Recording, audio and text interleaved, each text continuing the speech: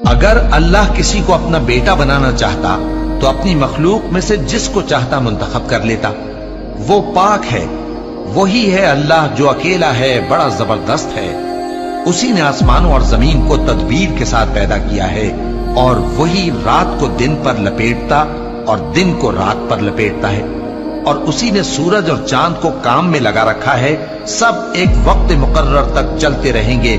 دیکھو وہی غالب ہے، بخشنے والا ہے۔ اسی نے تم کو ایک جان سے پیدا کیا، پھر اس سے اس کا جوڑا بنایا، اور اسی نے تمہارے لیے چوپایوں میں سے 8 جوڑے بنائے۔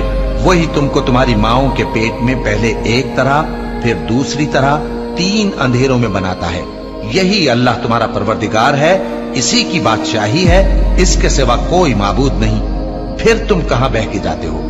اگر ناشکری کرو گے تو اللہ تم سے بے نیاز ہے، اور وہ اپنے بندوں سے ناشکری پسند نہیں